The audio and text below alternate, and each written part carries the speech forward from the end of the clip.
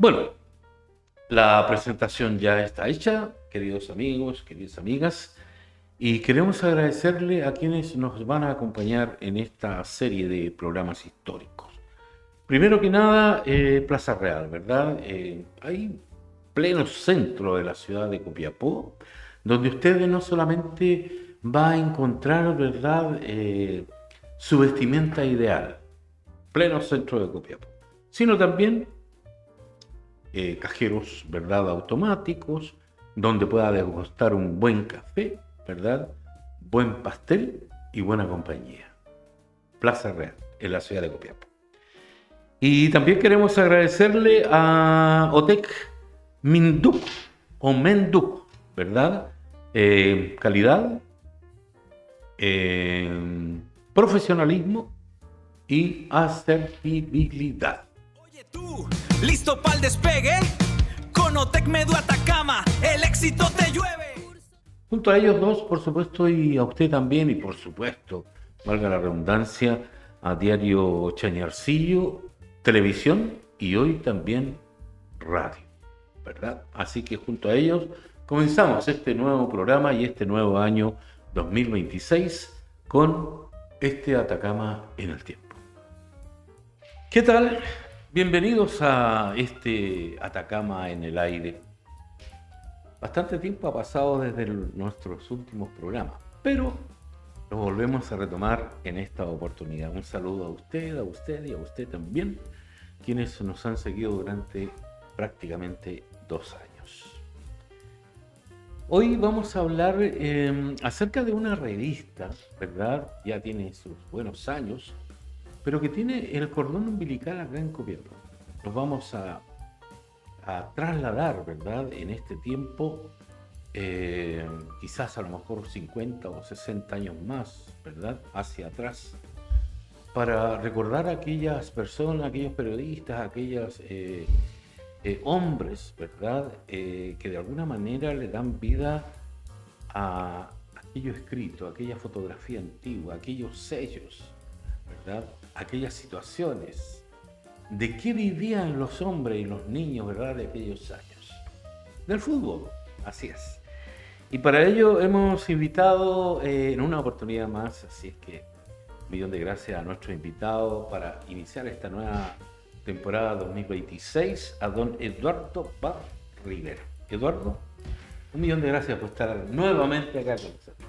De vuelta a la casa, que es el Diario Chañarcillo. Bueno, Sí. pero no agradecerte la invitación porque tú sabes que yo la historia, y sobre todo la historia atacameña, pero principalmente la historia copiapina, me gusta mucho, la llevo en la sangre, y lo que más me interesa es difundirla, porque la gente conozca nuestra historia, si de ahí nace el sentido de pertenencia que puede tener el copiapino por su ciudad, el deseo de defenderla, y bueno, eso te representa, pues, y tú puedes viajar por el mundo y contar cosas que sucedieron en Copiapó, y eso te da un plus especial y querer más esta ciudad.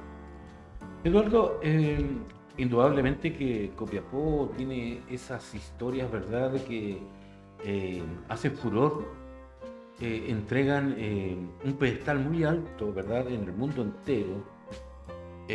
No solamente en la minería, como el mineral de Chañarcillo, Tres Puntas, etcétera, etcétera, sino que también en, ¿cómo podríamos llamar esta revista, verdad? Es una revista, a lo mejor usted que ya cuenta con alguna experiencia, ¿verdad? Por no decirle cuenta con algunos años. Es Barrabás. Cuéntanos un poco acerca de esta revista, cómo nace, que tiene una trayectoria y una familiaridad, ¿verdad?, con la gente. Sí, mira, Barrabás nace, primero decir de que Guido Vallejo, que es el creador de revista Barrabás, es copiapino. Copiapó. Nacido en nuestra ciudad, estudió acá en el Liceo de Hombres, y posteriormente él fue a estudiar a Santiago el tema de las caricaturas, que antes aparecían en los diarios o en las revistas. Y él se fue a ganar la vida a Santiago a través de las caricaturas. Y a través de eso nace la necesidad de hacer una revista deportiva. Pero yo te voy a contar la verdadera génesis de la revista, que la gente seguramente no la sabe, o hay muchos que no la saben. En Santiago había un periodista deportivo que se llamaba Charles Baum Scheller. Charles Baum Scheller. Ese Charles Baum Scheller era periodista deportivo. Y trabajaba en la revista Goligol, en el diario Goligol, y trabajaba en la revista Estadio. Y era director de la revista Ekran. Por lo tanto, ahí hay una conexión entre el Baum Scheller, que entre comillas es sobrino de mi padre. Es el creador del himno del Club Deportivo Universidad Católica, que todavía se escucha. Ese himno fue escrito por un primo mío, Charles Baum Scheller. Bueno, este Charles Baum Scheller también además es padre de Ronald Baum Fernández, que es el presidente de los exportadores de fruta. Anteriormente había sido gerente y anteriormente había sido gerente del Ever Chile o de estos laboratorios que hacían remedio. Y Ronald es papá de Carolina Baum Sepúlveda, que es la alcaldesa de San Miguel, que antes fue subsecretaria de Carabineros, que fue ministro en el tiempo de... Sí, correcto. En el antiguo régimen de Sebastián Piñera. Bueno, este copiapino busca trabajo en Santiago y se encuentra con este Baum, que era director de la revista Ekran. Entonces, el Baum, al darse cuenta de que Vallejos era copiapino, y él, sabiendo que en Copiapó tenía familia muy directa, porque acá vivía su tío, y en Potrerillo vivían otros tíos, le dio la posibilidad de que él hiciera caricaturas para la revista Ekran o Ekran. Y después pasó a la revista Estadio, pero no no para hacer caricaturas, sino que para trabajar en el deporte, sacar fotografía y también escribir. Ahí nace la necesidad de crear una revista deportiva donde siempre y bajo todas circunstancias el ganador iba a ser Chile. Es el único equipo Barrabases que nunca ha perdido un partido. Aunque iba perdiendo 6-0, ganaba 7-6.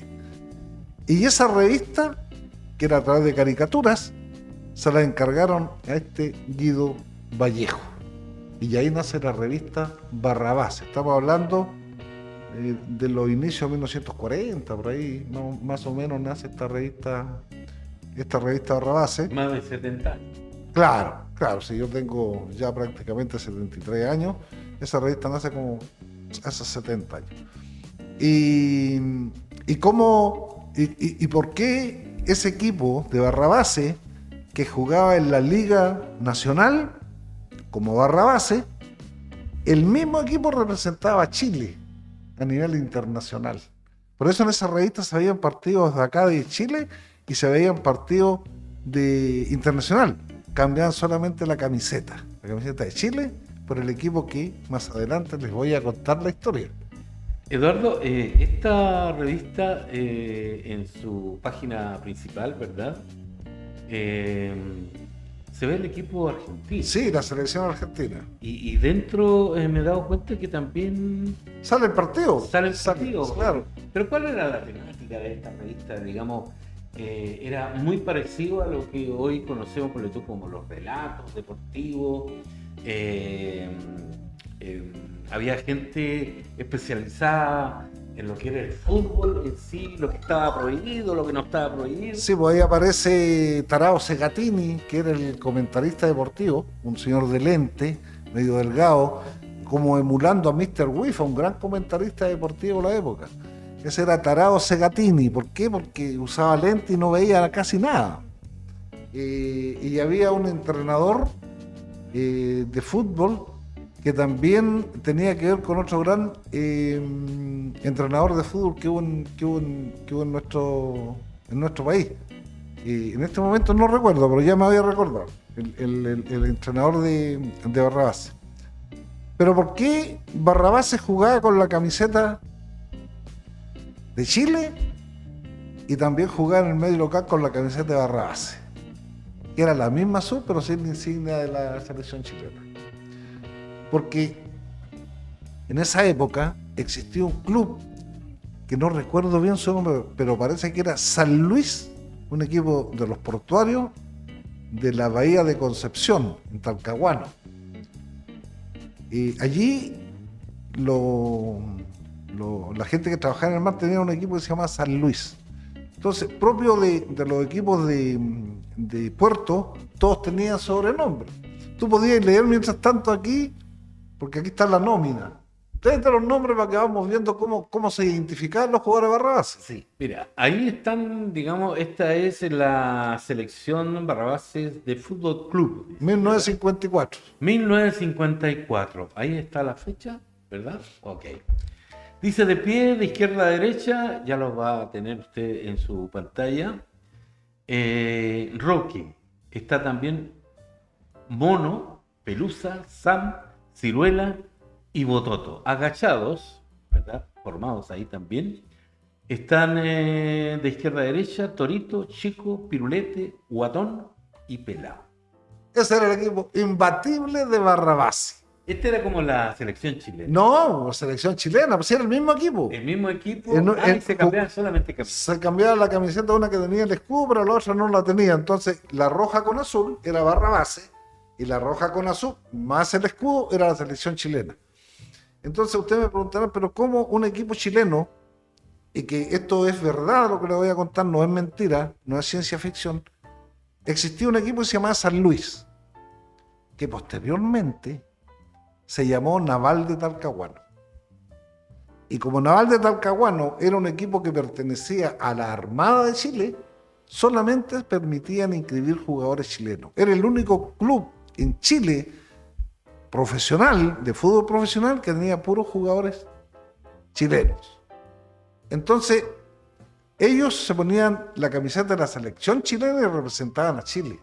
Porque antes habían competencias internacionales a nivel naval. Eso es lo que no cuenta la revista, que esa selección chilena es una selección naval.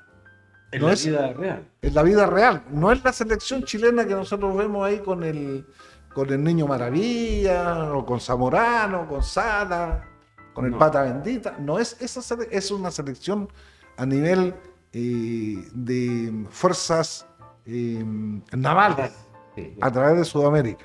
Y ese es el equipo que representaba Barrabás, el Naval de Talcahuano. ¿Cuánto tiempo ha pasado, Eduardo? Porque yo te digo, esta revista tiene muchísimas etapas.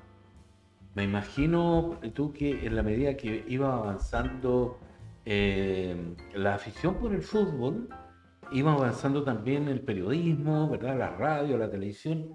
Tiene que haber ido avanzando también la revista, sobre todo con los conceptos. Sí, en la medida que van cumpliendo años, Barrabás lanza de nuevo una recopilación de la revista, porque esta es la última recopilación, que quiero agradecer a mi nieto Diego Alonso Baun, que me la regaló, y que tengo la posibilidad de seguir vibrando con los grandes triunfos de Barrabás.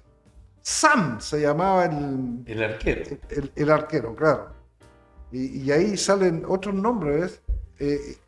Pero lo importante es que Naval también está muy ligado a nosotros actualmente, o ya hace un par de años, porque a Naval no le ha ido muy bien en el tema futbolístico, justamente por el tema ese de que Naval de Talcahuano era un equipo que jugaba con puros futbolistas chilenos, no contrataba grandes figuras extranjeras, siempre eran chilenos. Ahí jugó Óscar Arriaza, Copiapino, jugó Carlin Sosa, jugó Rubén Sánchez. O sea, varios copiapinos integraron el equipo de Naval de Talcahuano en sus buenos tiempos. Hoy en día está a maltraer Naval, está en la tercera división, me parece, y no se oye nombrar mucho. Pero Naval fue una potencia dentro del fútbol, y a nivel sudamericano, a nivel de Marina, fue un equipo espectacular. Eduardo, la fotografía que veo acá yo en este minuto, ¿verdad? Que ya nuestro director y y camarógrafo, editor, ¿verdad? Benjamín les va a mostrar un poquito más cerca la imagen. Veo acá, Eduardo, a Mr. Pipa. Ese era el entrenador, Mr. Pipa, así es pues. Y el que relataba o comentaba. Tarao Segatini, Tarao. ¿Por qué será? porque usaba lente y veía poco, por eso No, me refiero yo a lo de Tarao. porque él no, como no veía, inventaba, y de repente apagaban las luces, había terminado el partido y él seguía relatando. Así lo cuenta la revista. Bueno, la revista era un medio, digamos, de poder, no sé, de alguna manera estar un minuto o un momento, digamos, de feliz. Claro. Mira, acá fíjate que a pie dice Roque Mono que los que eran jugadores que los nombrábamos recién, Pelusa, Sam, pero también hay otros como Cacharro, que era... parece que era como... No sé qué es lo que dice acá... no, masajista, dice. Masajista. Masajista le decían a Cacharrito. Era lento, Cacharrito. Sí. Mr. Pipa, bueno, el entrenador de... Y los demás que ya contábamos, Cotorito, Chico, Firulete, etcétera, etcétera. Bueno, esta era una revista de circulación internacional. Se vendía Justamente. tanto en Argentina, en Bolivia, en Perú, donde gustaba mucho, en Chile. Entonces tenía un tiraje bastante importante. Y fíjate que nunca Guido Vallejo desconoció del empujón, del envión que le dio Charles Baumgartner. No, fue un gran apoyo. Porque si no hubiese tenido ese apoyo, a lo mejor jamás habría salido la revista Barrabás, que es la donde realmente Guido Vallejo expresa toda su mecánica de dibujo. Y a lo mejor en el Ecran era una revista más para adultos mayores, entonces no había mucha difusión. Y en la revista Estadio, él no hacía caricaturas. Entonces, eso contribuyó a que Baum le dijera que hiciera una revista deportiva, pero principalmente donde no se perdiera, porque como él era hincha de la Universidad Católica, pasaba rabia cuando el equipo perdía. Incluso la Católica se fue al ascenso en una oportunidad y esos viejos casi se murieron. Entonces él quería un equipo que ganara, y nada mejor que Barrabás. Nace Barrabás. Claro. Interesante. Oye, Eduardo, aprovechando, digamos que estamos hablando de una persona que crea, que es el autor de esta revista Copiapino, ¿verdad? Barrabás. Hace algún tiempo tuvimos la noticia de la muerte de uno de los tantos arqueros copiapinos, ¿verdad? Que tuvieron la oportunidad de representar a Chile. El último creo que fue Adán Godoy. Adán Godoy, me parece que es Rovira el otro apellido. Adán Godoy Rovira. Bueno, Adán Godoy nace en Copiapó, ¿cierto? Nace en Copiapó, a pesar de que su tía, la señora Candelaria Díaz, era partera. En ese tiempo se usaban mucho las parteras. Y junto a la señora Corbalán, Charito Corbalán, Calderina. Calderina, habían dos parteras. Una que era de San Pedro hacia Caldera, que era la Charito Corbalán, y de Caldera y de San Pedro hasta la cordillera, que era la Candelaria Díaz, con asiento en la clínica que tenían en la planta lisa de Borgo. Y ella era tía de Adán Godoy. Y ella no quiso asumir el parto de Adán Godoy y vinieron a tenerlo al hospital de Copiapó. ¿Entendí? Por sentimiento, podía pasar algo. Bueno, en ese tiempo era así la cosa, nacían 2 vivos y nacían como 5 muertos. Entonces sí, no. era un problema. Entonces ella no quiso correr ese riesgo contra la familia y deciden que nazca en Copiapó. Lo mismo sucede con Misael Scuti, que fue el otro arquero titular de la selección de 62, que también es copiapino. Y Adán Godoy fue el arquero donde Chile obtiene el 3er lugar en el mundo. O sea, no es menor la actuación de él, porque él, después que Brasil le hace 5 goles contra 2 a Chile, le echan la culpa a Misael Scuti, y ahí nace el apodo del ciego Scuti, porque no veía ni una, le hicieron 5 goles y según la prensa no veía nada, un partido que se jugó en el Estadio Nacional. Entonces el entrenador Riera, por consejo de un hombre nacido en Chañaral, que era Luis Álamo Luque, entrenador, normalista copiapino, nacido en Chañaral, hace el cambio de arquero y coloca a Adán Godoy. Y Adán Godoy tenía la virtud de jugar mucho con los pies, que hoy en día se estila mucho, pero en esos tiempos los arqueros atajaban solamente con la mano. Y él tenía esa virtud, entonces le agregaba la virtud de jugar con los pies y de jugar con las manos. Y en esa instancia, Riera decide colocar a Adán Godoy. Pero Adán Godoy era quitado de bulla. Adán Godoy después del Mundial del 62 nunca más dio entrevista, se radicó en Vallenar, suegro de un ex futbolista de Colo-Colo también, de Carlitos Rivas, siempre fue callado de bulla. Yo me acuerdo de Adán Godoy porque esta Candelaria Díaz era comadre con mi mamá y con mi papá, ¿ya? Y este Adán Godoy trabajó en la planta lisa de bordo, mi papá le dio trabajo ya. Cuando ellos tenían como 13 años, 12 años, pues vivían en Los Loros. Entonces ellos vinieron a trabajar en la planta lisa de bordo y ahí lo descubre alguien de Incadiolo y se lo lleva a trabajar para el Clementina, que alguna vez vamos a hablar del Clementina, que le ganó en Copiapó al Colo-Colo invicto del 41 que dirigía a Plazo. Y ese equipo del Clementina se llevó a Adán Godoy a Incadiolo. Y después, cuando Adán Godoy fue a reforzar a Vallenar, se encontró con un señor que era dueño de los buses. Y este lo llevó al Santiago Morning, el equipo bohemio de Santiago, y allá fichó Adán Godoy con Santiago Morning. Podríamos estar digamos, toda la tarde, Eduardo, conversando acerca de Y hay una esto. coincidencia, fíjate tú que la carrera de Adán Godoy casi se termina un día que juega Calera con Colo-Colo y jugó Adán Godoy al arco. Y el pata bendito, Osvaldo Castro, otro copiapino, le hizo 4 goles. Y de ahí Adán Godoy salió de Colo-Colo y se vino a equipos más chicos y al final se perdió. ¿Tú crees que ese fue, digamos, un efecto emocional? No, sí, siguió jugando fútbol, pero la carrera ascendente Hasta ahí, vino claro. Claro, se vino abajo. Ya estaba en condiciones de salir a jugar a cualquier equipo extranjero, era espectacular. Él tenía la virtud de jugar con los pies y con las manos. Entonces, eso le da un plus aparte, porque era buenísimo, tanto con los pies, jugando con los pies, como con las manos. Así que hoy en día eso se valora mucho. Sí. Bueno, junto a Eduardo Baum Rivera hemos hecho un vistazo, ¿verdad?, en la historia de esta revista, Barrabases. A lo mejor usted que es nacido en la década de los 70, 60, ¿verdad?, 80 y con mayor, digamos, razón ya los más jóvenes, no conocieron y podrán conocer.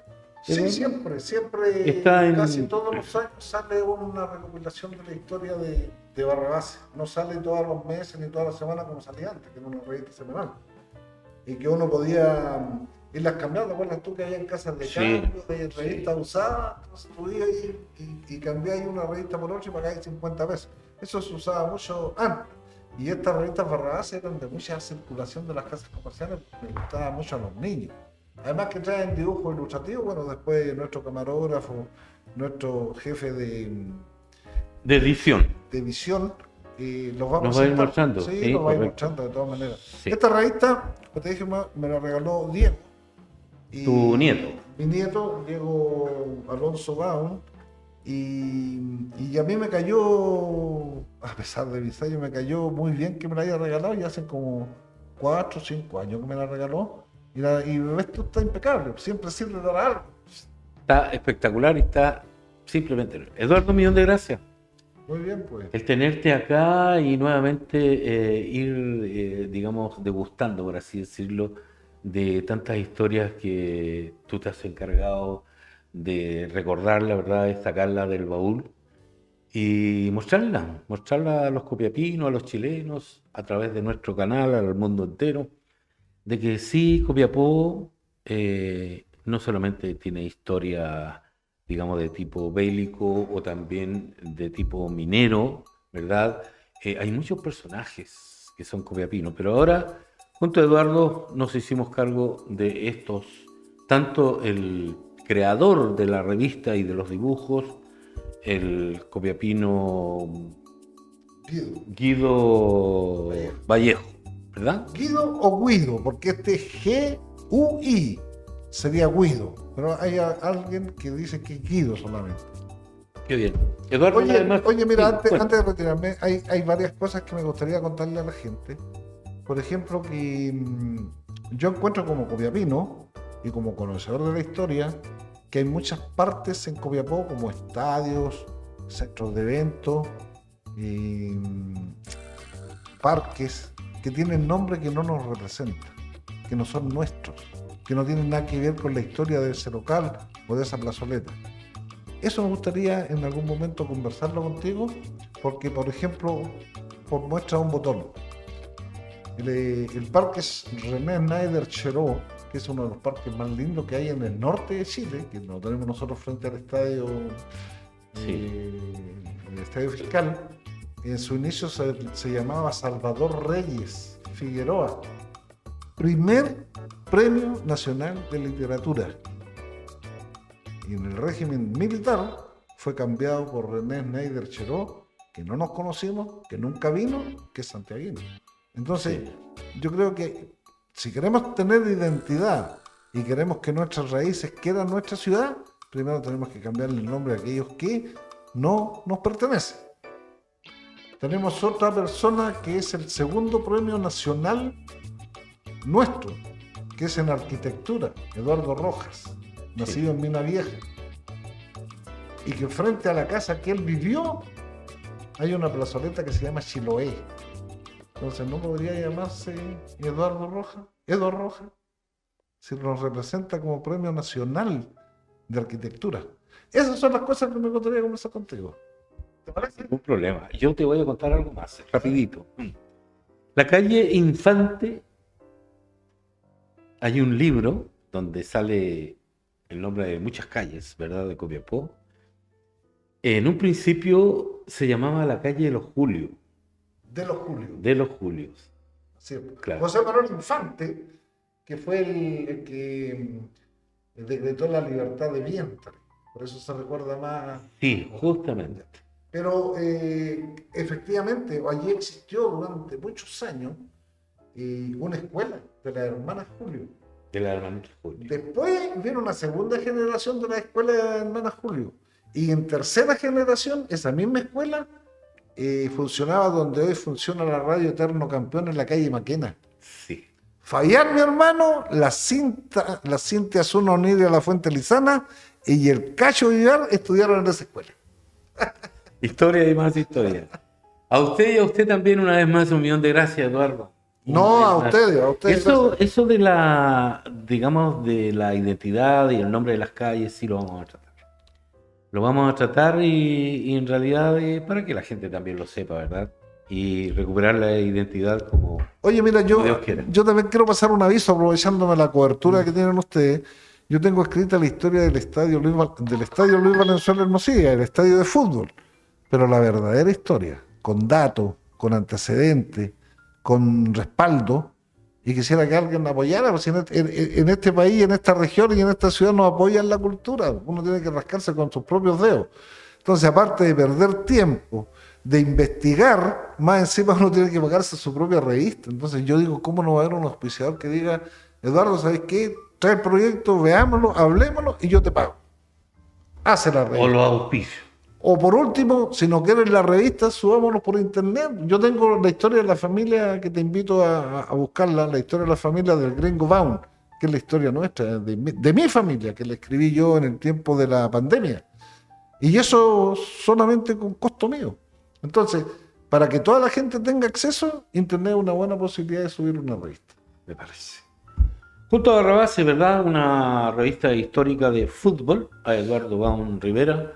También a Benjamín, ¿verdad? Nuestro director, editor y camarógrafo. Y por supuesto yo, valga la redundancia, 1.000.000 de gracias por el favor de la sintonía.